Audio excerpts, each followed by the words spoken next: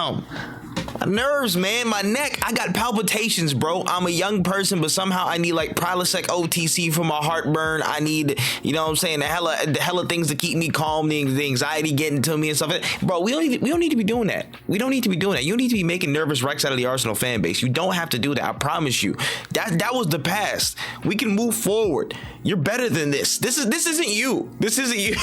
Like, son, it's too nervy, bro. First half, really, really good. Second half, just took our foot off the gas, and we just invited things that we shouldn't have invited on. We should have kept honestly pushing through, but there were just some mistakes that I think led to some really bad moments, and you know, caused the goal and caused some unneeded pressure during that last 10 minutes plus of the game. So it was a very, very interesting game to say the least, because first half we were flying. It was smooth sailing. We were, again, the attack was flowing. It looked like we were carrying on well from the Lens game in the Champions League. It looked like it was just bing bong, man. Just some of the interplay, just connection on the attacking front. Defense looked not be bothered, because we were just, again, controlling the game really well first half. And second half was just like, you just saw like it just lessen our control. And then boom, the goal hits at 86 minutes. Now it's a super squeaky bum time. You know what I'm saying? It was a lot. It was a lot to deal with, but I don't want to be all down. I don't want to all focus on that. I can get to more of that negativity in the comments, or the what's called the player rating section. But just one thing I do want to quote as a positive today. I think that there are some players out there who really fixed some of their, not necessarily mistakes, but they improved some areas that were, you know, people have been calling for them to, you know, address, fix, you know, or stand on, improve and make stronger a little bit, or maybe put more emphasis to, I should say. Number one, the prime example I saw out there, especially during the first half, Bukayo Saka, the world-class player. Yes, I said it again. Bukayo Saka, the world-class player. That's what he is. Let's call it spade a spade. Let me stand on business now. You know what I'm saying? Let me stand on business, man. I'm standing on business today. Stop playing with me. He's world-class. And one of the things that he was talking about last week is his ability to attack 2v1 players and in 2v1 situations, and how is he going to, you know, solve those problems. You saw it today. I feel like Jesus coming to help him and be kind of a linchpin for him to move around in certain situations, and you just saw for the I think it was for his goal, like, yeah, it just pinged it right between the two players. Boom, move, he gets to the ball, you know, these things happen, a little bit of pinball, but he gets back to it, finish with a weak foot, and he's off the mark. Wonderful application of what he's trying to do, beating players 2v1 and finding situations where he's getting on the other side of that insurmountable block. One great example. Second great example, Martin Ødegaard today, who was fantastic, man. Looked really close to getting back to his best, in my opinion. This dude was literally, again, gliding, you know what I'm saying, gliding, styling, profiling, you know what I'm saying, like a good Ric Flair with all the negative PR, because that guy is a wild man. You know what I'm saying? I don't want to speak further on that, but that's another thing. If you know, you know. But my thing is, a lot of people have been calling for him to play a little bit more deeper and start to, again, influence things from I guess the first phase, the second phase of play, deeper positions, so that can speed up play, tie some things together, you know, more efficiently. And that's what he was doing. I feel like his ability to draw people from deep and draw games from deep and just progress the play in a certain amount. I feel like he was like, in a lot of situations, he was close to the Declan Rice that we saw, and Declan Rice didn't need to, you know, again, try and push the ball up himself. Ødegaard carried a lot of the weight in terms of moving the ball from first phase to second phase off to the attacking players who are already stationed in their positions, make some things happen. His passing was immaculate today. I think he was, again, good in those challenges, good in duels. This was a really, really good performance from our captain. I think he was a standout, and he improved, in my opinion, and showing where he needed to be. He was across the middle of the pitch. He was helping build up. He was helping push things along and tie things together. He is a glue type of player, like Declan Rice. I think he's a glue type of player. Again, when he's on, everything just connects. Bing bong, we move forward. As much as Declan Rice Declan Rice is for all phases, but for all intents and purposes of this segment, like, Declan Rice does that for the defense and ties things together and smooths things around. Ødegaard does that as well for the attack. You know, he just helps progress things. You saw with some of the passes, bro. He should have had like 4 assists today. 4 assists today. Like, 2 of them were gilt edge coming from the middle of the pitch. Him just passing it through, being in that second phase. Like, it was a wonderful game from him. I should have had way more assists, but a wonderful goal as well at the middle of the box as well. Just wonderful. That's a cheat code right there. Ødegaard got a cheat code. That's wonderful. But yeah, we can get into these player ratings real quick. I can jump through it, but David Raya, I'll start with him. David Raya, oh my gosh, he should have had a clean sheet today. I think he did so well. Again, just the minutia of detail and how he plays is new to me, and I'm just kind of noticing how it's like, yo, he has to kind of like exaggerate some things. He has to kind of bait some people. He has to kind of like do these little, hold the ball a little bit longer. You know what I'm saying? Roll it this way, flick it on the other side of your body. Like that to help the build up. And on top of that, when he's ready to execute, he just barrels it, and he has damn near pinpoint accuracy when it comes to long balls. Again, when it comes to just his general passing range, good stuff. Was claiming crosses, doing what he needs to do. Saw the game, I think, pretty well. Again, it's just a goal he couldn't really do anything about because, you know, again, what person we'll get to made the mistake for it, and that's hard to stop. That finish is hard to stop for Matheus Cunha. I give him honestly, I give him an 8.5 today. I think he was really good outside. I know he didn't get a clean sheet, but I thought he was really good. He didn't have any other fault today, I don't think. And it was just really, really all good, all positive stuff going forward. Let's see who is next. We're going to go. Takahiro Tomiyasu had 80 minutes. Unfortunately, went down with a little calf issue, but he walked out under his own power. Please stay fit, man. Please stay fit for all that's good in this world, bro. Please stay fit. But outside of that, I think he played a very good game, man. Again, this is just continuation from what he did in the Lens game. Defensive presence, being able to again maintain and handle defensive situations, and his attacking prowess is getting stronger and stronger every game we see him. This guy's an absolute gem. I just pray he stays fit, man. But the performance today, man, it was just so good. It was so good. Again, his passing range, again, just his ability of passing range and his decisions and what he does with the passing. That's what surprised me most this season. Seeing it more, and he's had more time, you know, just to settle in across the back line. He's doing this, but again, he's staked the claim at right back. And listen, this type of player we need to have in the squad. People were saying on Twitter all day, but we lost Saliba and this guy in the run-in just before the run-in, and people want to say, oh yeah, this, that, and the third. We had to start Rob Holding instead of those two monsters. Man, whatever. I'm giving Tomiyasu an 8.5 as well today. I think he did well. I'm going to go to William Saliba. Got a yellow card for silliness, but both William Saliba and Gabriel Magalhaes, I'm probably gonna give I'd say an 8. I'd say an 8 for both sides. I didn't think they had much to do until the end of the game, and again, even then, it was just like kind of the structure of how we were set up. But there was a game-saving tackle that Gabriel made on Matheus Cunha as he was going past him, and that was a really good instance. Again, I think he did another one in the Lens game, if I'm not mistaken. He was just very, very, very good in these 1v1 situations. Again, Saliba was doing his usual thing. I can't really rate this guy because he's just that world class. But again, we'll just say 8s for the partnership, just to be there for the day. Really good stuff. Zinchenko, despite him getting an assist in this game, my man's got to get like a 6.0 or something like that. Bro, he's got to get like a 6. I'm sorry.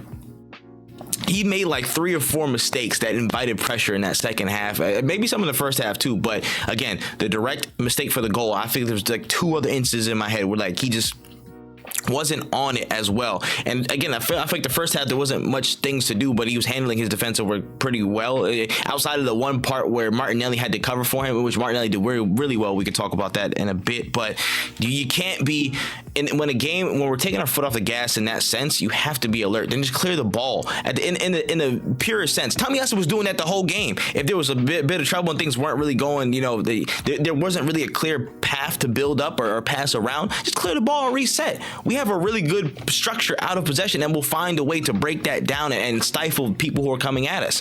But if you're not going to clear the ball, like, bro, like you have to get rid of it in that situation, bro. There's nobody else, and he just stood there while Cunha went in and scored the goal. Like, that's 6 for me. Who else is next? We'll go into the midfield. I'll start with Leandro Trossard. I'll give a 6.5 today. I think I'll say 6.5. I feel like that was around the same as the Brentford game. I don't know if I'm off, that's my fault. That's my bad, y'all. But I think Trossard today in the midfield actually was pretty proficient. I think he was getting stuck in with duels. He was helping again, just move the ball. I think he was in good positions. Just his strong suit today was his weakest point. Honestly, his finishing, his decisions inside and around the box. That's what got me. Again, the ball through from Ødegaard, he didn't finish off, which I thought was going to be gilt edge. Like that should have been a banger. Like there was a couple other chances too. I feel like he was in and around it, just didn't make the right decision or just didn't want to shoot it. This was a problem today with people in attacking positions, except for our wingers. Pretty much, basically Trossard, Jesus, Eddie Nketiah, when they got in these positions, it just kaput. The decision making and just the ability to strike through it, make that final action, it just wasn't on today. It just wasn't on for some reason. I don't know why. I don't know what it was, but it should have been 6-0. It should have been, but there were some really, really important chances that did not go through because of some players they just couldn't do it. Just couldn't do it today. And that's not necessarily the most worrying thing, but it's something that we got to address if we want to see these games out and make them calm, usual routine wins and not the squeaky bum time, DEFCON 5, press the button, ring the alarm type of games at the end. We have to kill off the game early, and it comes through those gilt edge chances that, again, it wasn't anything but the player themselves that couldn't put it through, and we have to show more composure in those situations. But I'll say a 7 for Trossard. Declan, worth his weight in gold, Rice. He gets an 8.5. I think that's probably just standard at this point. 8 or an 8.5, whatever you guys want to say. I'm saying 8.5. I feel like he was good again. Just especially all of his game is damn good. But today, again, his breaking up play and just him getting stuck in these challenges, anticipation in defensive situations. I think that was his biggest quality today that shone through the most. Bro. He was running like the ball went from like 3 players across the midfield or 2 players across the midfield. He was chasing one down, got the ball out. The ball went down this way. He was chasing him, flagging him down. He was running NFL routes with the guy. Like he was doing feints and all that stuff like that, just catching up to him, bro. Like it was just elite defensive work. This guy's an absolute gem. I don't have to say much about him. My man of the match today, our captain, Martin Ødegaard, gets a 9.0 today, man. This guy, he looked back to his best, and again, him dropping into the second phase, helping build up, being closer to Rice and then bringing the ball out that way, having the point guard's view of the upside of the field where he can start picking these passes, get in the lane and start dishing out. He should have had 4 assists today, son. He should have had 4 assists, clear, no question about it. But again, that's down to the lack of finishing and just the ruthlessness that we had up top, going into those situations just wasn't there. But again, him just being as shifty as he can in that middle of the park, bro. There were so many transitions where the ball came to him and there was like 3 players around. He did a twist and a turn. They hesitated and he got the ball right back off when we progressed damn near every time. That ability, that efficiency to get us rolling in transitions when the game's a little bit stuck. His ability to get people upfield and in the right places or getting the ball to them in the right places. It's so quality. And when he's in a state like this, it's hard to stop. We just need somebody to finish the damn ball. But even on top of that, he's still scoring goals. He's in a position, again, not an easy finish by any means, man. In the middle of the box, the ball's coming at you at a certain speed, slots it home. That's his bread and butter right there. You know what I'm saying? That's the free throw line for him, bro. He's gonna smash that 9 times out of 10. So lovely stuff. He is my man of the match. More performances like that, bro. I want to see Martin Ødegaard do that. Winter Ødegaard season, man. He felt the spirit of Norway hit the cold. The breeze hit him. He said, "Oh, I'm home." Chest out and all that stuff, bro. He ready, man. Moving on to the attackers, I had Bukayo Saka. We'll start with him. I'll give Bukayo Saka an 8.0. Again, scored the goal to open things up. The absolute game state game changer. He does what he does, man. World class. What did I tell you before? He's world class. I don't know what we have to run through, you know what I'm saying? I don't know. There's no rhetoric. There's no counter arguments. I can't. I'm not seeing those. I'm closing the book. I'm putting that down over there. That is and that's invalid. We've marked that off. Bukayo Saka's world class. We on this. You know what I'm saying? We're acknowledging the truth now. guys. This ain't no spin. This ain't no PR marketing, nothing like that. This is facts now. Like, he's world class, bro. And there's nothing you can do to stop or make me think otherwise, man. I'm sorry. The level of consistency, the level of just application of game. The guy does damn near everything, and it's so good to see. Like, he's just a killer. He's just a killer, and you love it. You love it. I love it, man. Beautiful stuff. And yeah, just had a really good game today, in my opinion. Gabriel Jesus, I'm going to give a 7.5 today.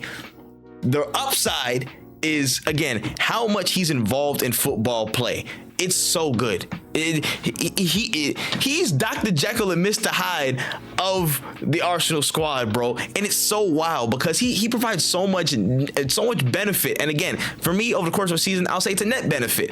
It's so much benefit. Him being in the right place at the right time. Him being a target man when he's, like, again, not even 6 foot. He's not even a tall, stocky dude like that, but he's a strong pit bull. Is going to get to the ball. His ability to drop into the midfield, be shifty, again, just glide in and out of low blocks and make things happen. You saw his involvement in the first goal. That should tell you enough. Like, his ability to pass, again, defensive work. He does everything so well and gets us so involved in the play and just makes us that much more unpredictable in the box and in attacking situations. And that's such a positive. It's so good to see.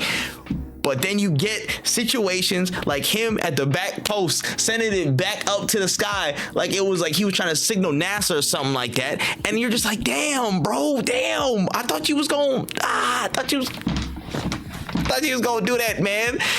I feel like there was another chance that he missed as well, but we have to be more clinical. We have to be more clinical, and that's a side of his game he has to work on. He knows that. We all know that. But I think 7.5 for just the ability for him to just get us in the game and just get us in such dangerous positions. But yeah, he's got to do better on the finish. Who else? Oh yeah, Martinelli. I think I'll give a 7.5 as well. I think just his intensity on both phases of play, in all phases of play, honestly, is really, really good.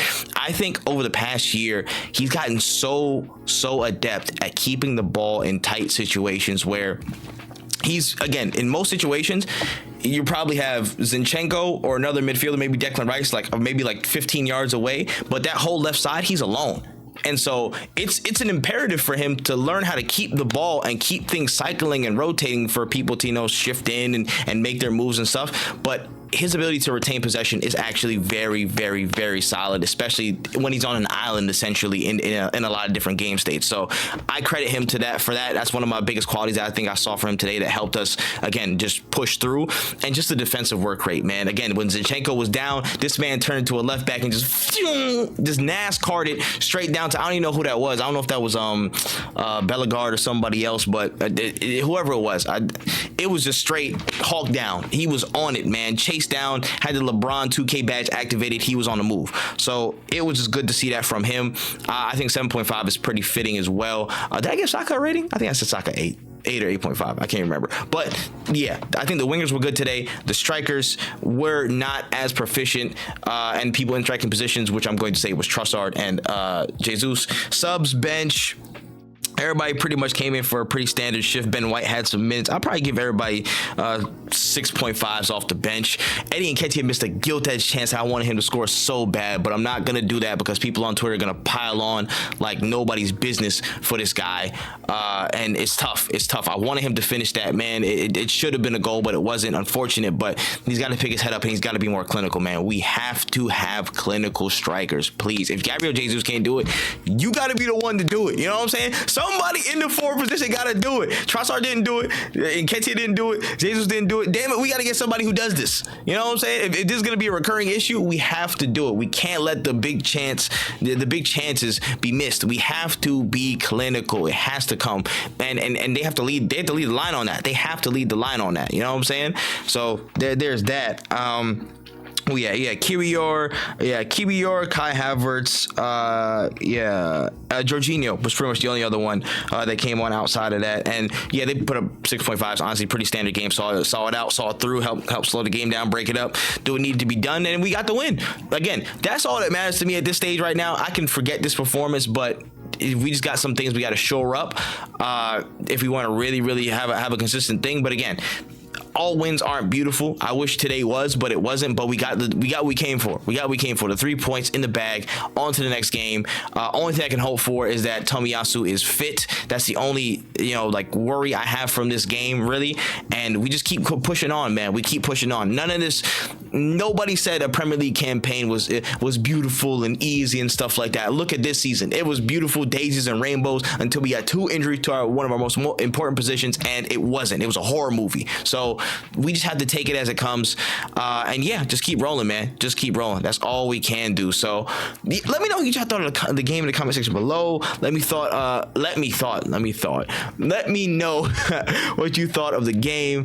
Goal scorers, assisters, any standout players you think need to improve. Our run in December, because it's getting serious. I believe we have Luton next, but then it's heavy hitters. It's Champions League game, Aston Villa away. It's Liverpool in this mix. There's a lot of serious stuff going down, man. But we're taking it game by game, and I pray and I hope, you know what I'm saying, I hope Timber can drop some verses for us and bless us in this December period, because it's gonna get serious. But for now, we can at least say we're doing a good job. We got the 3 points today, and we can sit back, relax, and watch everybody else in the league fight for their points. So we move. We up out of here. I love all y'all. Make sure you like, comment, subscribe to the channel, because we got a lot more content coming, especially in the new year. So you gotta stay tuned. Keep your eyes peeled, man. Watch out. We on the way. COYG. We up out of there, man. Peace.